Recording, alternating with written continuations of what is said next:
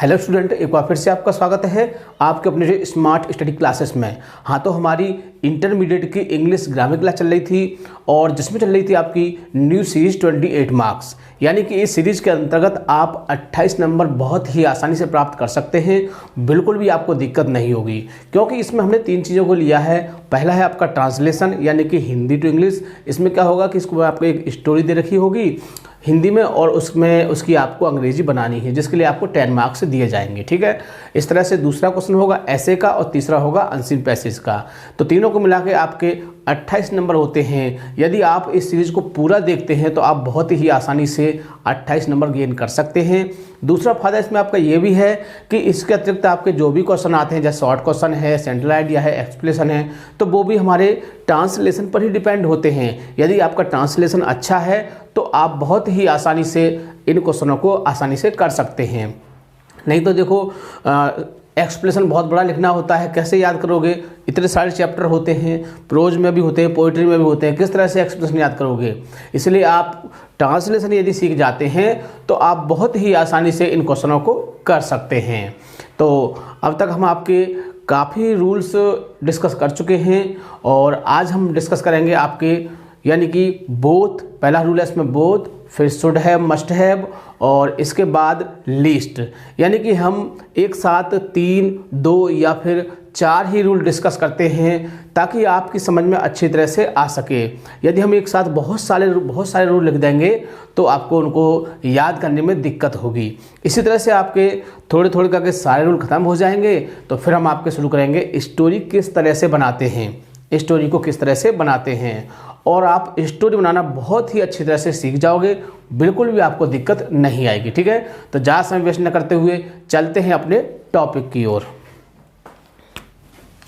Class 12 English grammar, यानी 12th class की English grammar class चल रही थी और जिसमें चल रहा था आपका न्यू सीरीज 28 मार्क्स, यानी कि इस सीरीज के अंतर्गत आप 28 नंबर बहुत ही आसानी से प्राप्त कर सकते हैं। तो आज हम डिस्कस करेंगे आपका 23 नंबर पर यूज ऑफ बोथ, 24 पर है शुड हैव या फिर मस्ट हैव और 25 पर है आपका लिस्ट।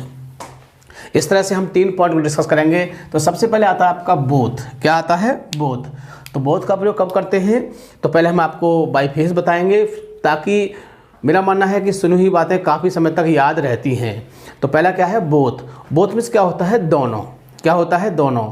तो हम कह सकते हैं कि यदि वाक्य में दोनों शब्द आए, क्या शब्द आए? दोनों शब्द आए और दोनों के साथ और शब्द भी दिया हो तो फिर हम बोथ और एंड का प्रयोग करते हैं। ठीक है ना? या हम ऐसे कह सकते हैं कि जब कोई शब्द 2-2 बार दिया हो, जब कोई शब्द 2-2 बार दिया हो तो भी बोथ का प्रयोग करते हैं। ठीक है, तो आपको ये बातें याद रखनी है कि जब वाक्य में दोनों शब्द आए तो हम बोथ का प्रयोग करते हैं। ठीक है, तो पहले इसको हम थोड़ा लिख के समझ लेते हैं ताकि आप इसको जब भी याद करें तो आप बहुत ही आसानी से इसको याद कर सकते हैं। तो कह सकते हैं कि जब वाक्य में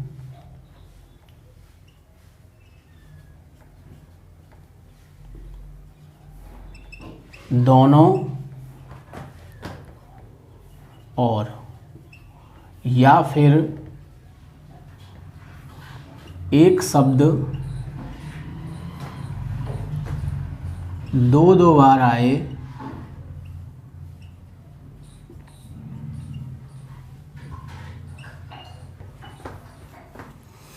आए तो HV के बाद बोथ का प्रयोग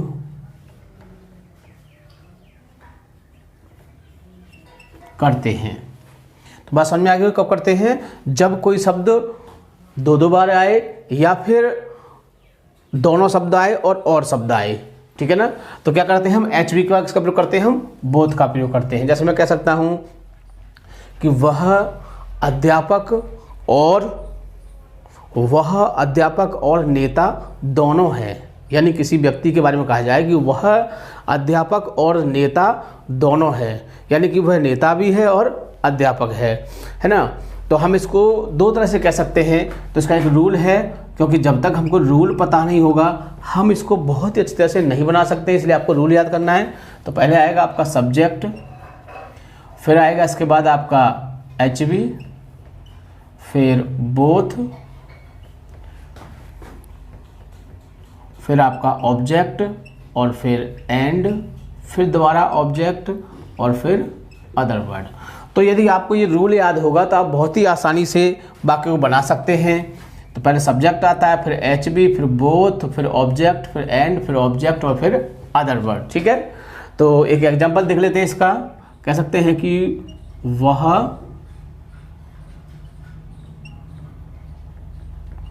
अध्यापक और नेता दोनों है, यानी कि वह अध्यापक भी है और वह नेता भी है। तो और इसको हम ऐसे भी कह सकते हैं कि वह अध्यापक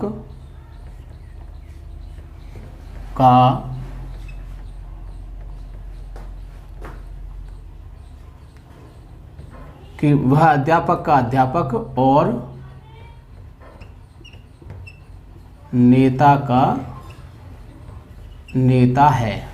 यानी कि अब इसमें हमने बताया था कि एक शब्द क्या है, दो बार आता है, तो हम किसका प्रयोग करते हैं, तो भी हम बोथ का ही प्रयोग करते हैं।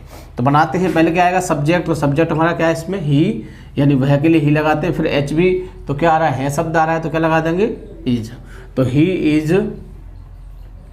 फिर हम बताते हैं एच के बाद क्या लगाते हैं, बोथ लगाते हैं, तो ही इज बोथ। अब फिर आपका ऑब्जेक्ट है क्या है, तो फिर नेता, ही इज बोथ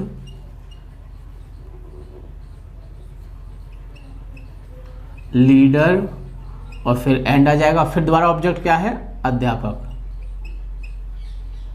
तो he is both leader and teacher. इस तरह से हम किसी भी वाक्य को बना सकते हैं। यदि इस प्रकार के वाक्य आते हैं, यानी कि वह अध्यापक और नेता दोनों है ना, ये किताब और डायरी दोनों है, तो ऐसे वाक्य आ जाते हैं तो हम किसका प्रयोग करेंगे, हम बोथ का प्रयोग करते हैं और फिर ऑब्जेक्ट के बाद एंड लगाते हैं। ठीक है, तो इस तरह से हम बना सकते हैं। अगर ये नेगेटिव आता है तो क्या करेंगे, एच के बाद क्या करोगे, आप नॉट लगा दोगे। इंटरोगेट होगा तो शुरू में आप क्या लगा दोगे, एच बी को लगा दोगे, यानी कि इज को ले आओगे आगे आप।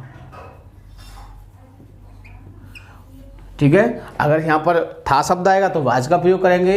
ये तो आप जनरली बातें जानते होंगे, क्योंकि हम आपको सिंपल प्रेजेंट बहुत अच्छी तरह से बता चुके हैं। ठीक है, तो इस तरह से समझ गए होंगे कि बोथ का प्रयोग हम कब और कैसे करते हैं। इसके बाद अगला पॉइंट आता है आपका 24, यह आपका शुड हैव और मस्ट हैव। शुड हैव या फिर मस्ट हैव। तो देखो हमने आपको पहले पढ़ाया था शुड और मस्ट, यही पढ़ाया था ना, शुड मस्ट और टू पढ़ाया था। अब क्या है आपका शुड हैव, मस्ट हैव, और है आपका एक और आता है वही ओ टू हैव जो भी है ना, लेकिन उसका प्रयोग बहुत ही कम किया जाता है, इसलिए हमने उसको नहीं लिखा है। ठीक है, हम सिर्फ शुड हैव और मस्ट हैव का प्रयोग करेंगे। अगर आपका सम्मान का वाक्य आता है तो आप शुड हैव का ही प्रयोग कर सकते हैं उसमें। ठीक है, कब, जब ऐसी कंडीशन होगी।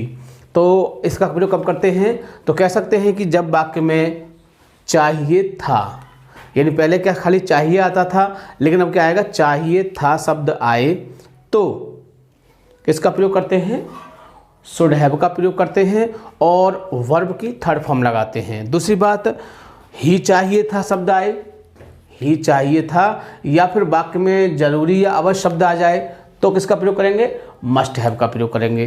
तो ये आपको दोनों बातें बहुत इस तरह से लिखनी है। मैं इसको लिख के बता देता हूँ ताकि आपको आगे भी याद रह सके। तो इसको हम नोट में लिख देंगे। तो कह सकते हैं कि जब सामान्य बात के लिए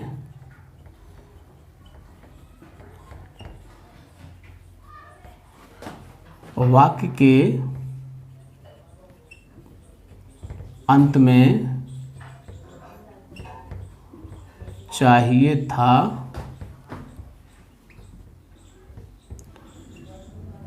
शब्द आए तो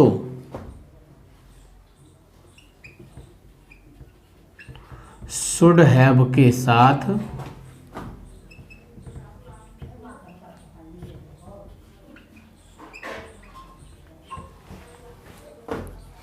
वर्ब की थर्ड फॉर्म का प्रयोग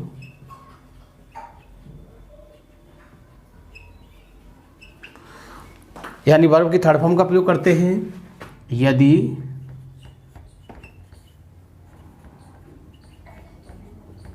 ही चाहिए था या फिर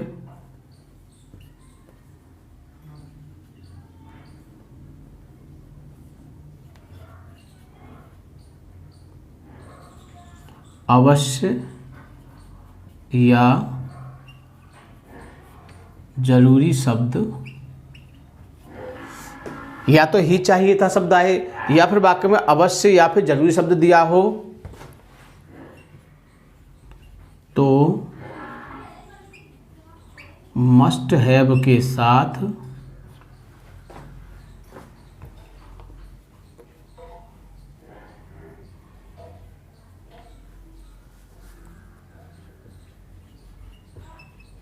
वर्ब की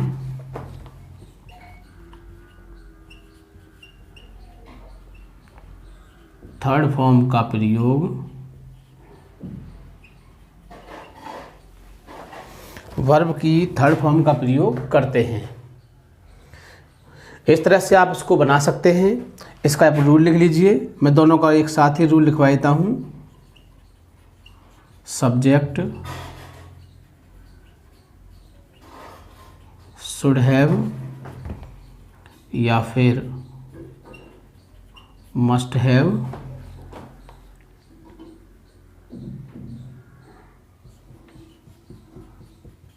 वर्ब की third form object plus other word. तो इस तरह से आप बहुत ही आसानी से इस रूल के बेस पर आप शुड हैव या फिर मस्ट हैव का प्रयोग बहुत ही आसानी से कर सकते हैं। एक वाक्य देख लेते हैं। राधा को घर जाना चाहिए था। तो राधा को घर जाना चाहिए था, तो बनाते हैं। देखो, राधा का राधा आ जाएगा, फिर आएगा आपका सामान्य बात है, क्या लगा देंगे, शुड हैव। जाना की थर्ड फॉर्म गॉन होती है, तो Radha should have gone to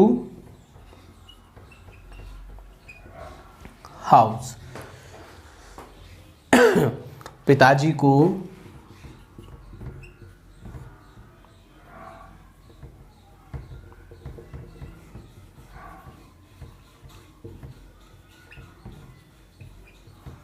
दफ्तर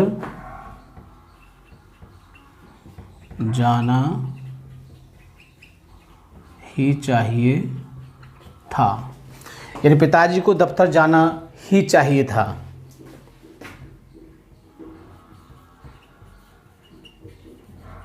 द फादर, तो देखो ही चाहिए, आगे क्या करोगे, मस्ट हैव का प्रयोग करोगे। The father must have gone to office. इस तरह से आप बहुत ही आसानी से बना सकते हैं। यदि आप इसमें नेगेटिव बनाओगे तो क्या हो जाएगा, सिर्फ शुड के बाद ही हम नॉट लगाएंगे, क्योंकि हम आपको पहले बता चुके हैं कि यदि एचवी में एक से ज़्यादा शब्द हों तो सिर्फ एक शब्द को ही एचवी मानते हैं। तो नेगेटिव होगा तो क्या करेंगे, हम किसके बाद प्रयोग करेंगे, यानी कि शुड के बाद ही हम क्या लगा देंगे, नॉट लगा देंगे। और इंट्रोगेटिव आएगा तो सिर्फ हम शुड को ही शुरू में लगाएंगे। ऐसा नहीं कि इसके साथ हैव आ रहा है तो हैव को भी लगा दें, ठीक है ना। तो इस बात को आप अच्छी तरह से ध्यान रखोगे। इसमें भी मस्ट को ही शुरू में लगाएंगे और नेगेटिव बनाएंगे तो मस्ट के बाद ही नॉट लगाएंगे, ना कि हैव के बाद। वैसे आपकी एचवी दोनों क्या है, मस्ट हैव है, लेकिन हम आपको बता चुके हैं कि एक शब्द को ही एचवी मानते हैं, ठीक है। तो इस तरह से आप शुड हैव और मस्ट हैव का प्रयोग बहुत ही आसानी से कर सकते हैं। इसके बाद अगला पॉइंट है आपका लिस्ट। क्या है, लिस्ट। तो चाहो तो आप इसका स्क्रीनशॉट ले सकते हो, फिर मैं इसको रफ कर देता हूँ। इसके बाद देखते हैं फिर लिस्ट।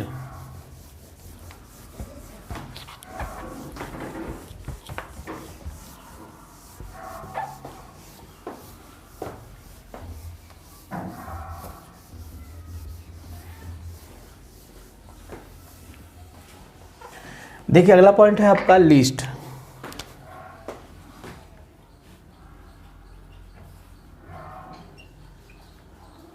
लिस्ट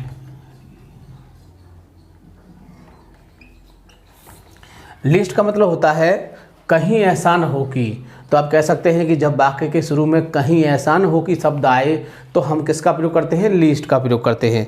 ऐसे वाक्य अक्सर स्टोरी में आ जाते हैं, बहुत समस्या खड़ी हो जाती है, वाक्य को छोड़ना पड़ जाता है। इसलिए जितने भी हम आपको यूज़ करा रहे हैं आपको बहुत ही अच्छी तरह से याद करने हैं, तभी आपकी समझ में स्टोरी आएगी। अदरवाइज़ स्टोरी समझ में आ जाएगी लेकिन आपको समस्या आएगी। किसकी समस्या आएगी, जब इस प्रकार के वाक्य आएंगे तो उनको आपको बनाने में बहुत ही ज़्यादा दिक्कत होगी। इसे जितने भी यूज़ हैं आप उनको फुल फॉर्म में नहीं तो शॉर्ट फॉर्म में याद कर सकते हैं। जैसे कि मैंने अभी बताया कि लिस्ट का प्रयोग कब करते हैं, कहीं ऐसा ना हो।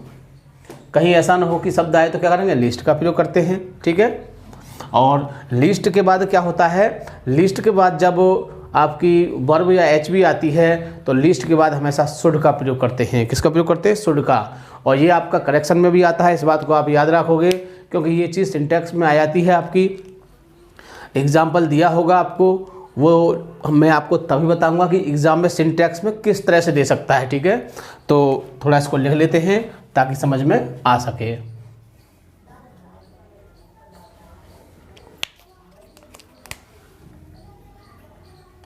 तो जब वाक्य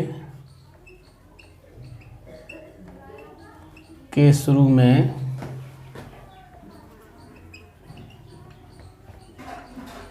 कहीं ऐसा ना हो कि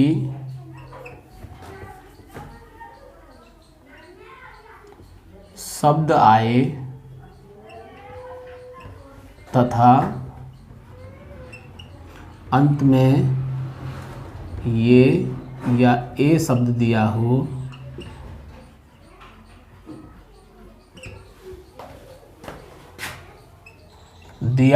तो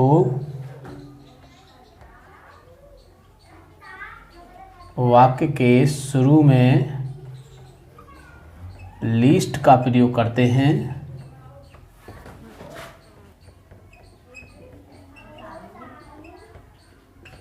तथा, किसका प्रयोग करते हैं, लिस्ट का, तथा सब्जेक्ट के बाद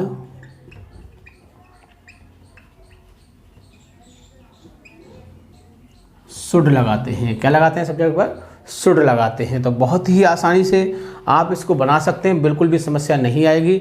इसका भी एक हम रूल बना देते हैं ताकि आपकी समझ में अच्छी तरह से आ सके। तो पहले क्या आएगा आपका, लिस्ट, फिर सब्जेक्ट, फिर शुड, वर्ब की first form, object plus other word. ठीक है, इस तरह से आप बहुत ही आसानी से बना सकते हैं। हम आपको बता चुके हैं कि लिस्ट के बाद क्या आता है, शुड आता है, और उसमें आपका सिंटैक्स में किस तरह से देगा वो भी मैं आपको यहाँ पर डिस्कस करूँगा। ठीक है, तो एक एग्जांपल देख लेते हैं। कहीं ऐसा ना हो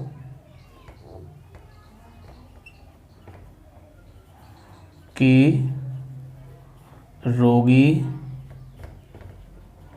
मर जाए।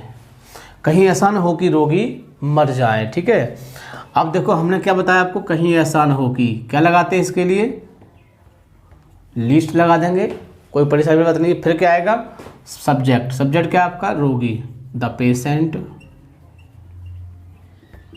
लिस्ट द पेशेंट, और देखो इसका अक्सर प्रयोग करते हैं, शुड का प्रयोग करते हैं। फिर वर्ब की फर्स्ट फॉर्म,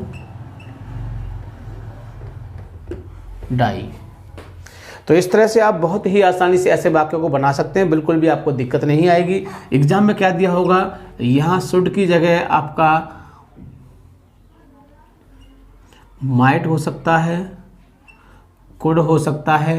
तो इस तरह से इसमें से कोई सा भी, या फिर वुड भी हो सकता है। ठीक है, इस तरह से आपके ये शब्द उसमें आएंगे और आपसे कहेगा करेक्ट द सेंटेंस।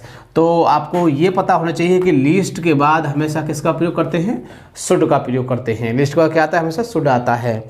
तो जब आपको पता होगा कि लिस्ट के बाद शुड आता है तो आप बहुत ही आसानी से इसको करेक्ट कर सकते हैं और आप इस गलती को पहचान सकते हैं। ठीक है, एक और एग्जांपल देख लेते हैं।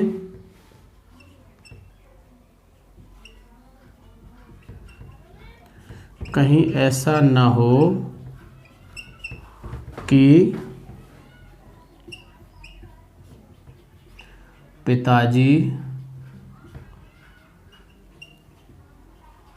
घर पहुंच जाएं। तो देखो कुछ भी नहीं है, जैसा कि हमको ये रूल पता होना चाहिए।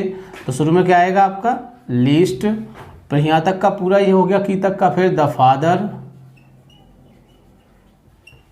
लिस्ट द फादर, फिर इसका प्रयोग करते हैं शुड, पहुंचने क्या होती है रीच। तो list the father should reach the house. ठीक है, इस तरह के कोई भी वाक्य आता है आप बहुत ही आसानी से बना सकते हैं।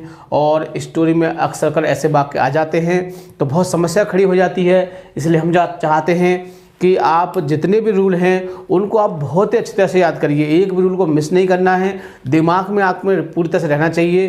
क्योंकि एग्जाम में कहीं से भी वाक्य आ सकता है, वो आपसे कहेगा नहीं कि मैं इस प्रकार के वाक्य दूंगा। और इतना तो आप जानते ही हैं कि इंटरमीडिएट की जो स्टोरी होती है थोड़ी हार्ड होती है, हाई स्कूल लेवल पर थोड़ी इजी आ जाती है, लेकिन इंटर लेवल पर स्टोरी हार्ड आती है क्योंकि 10 मार्क्स की आती है, 10 मार्क्स बहुत ज़्यादा होते हैं। ठीक है, तो जितने भी रूल बताएं उनको आप बहुत ही अच्छी तरह से पढ़ोगे ताकि आपकी समझ में अच्छी तरह से आ सकें। और वीडियो को लाइक या शेयर करना नहीं भूलोगे ताकि और लोग भी इस चीज़ का फ़ायदा उठा सकें। ठीक है, थैंक यू, जय हिंद, जय भारत।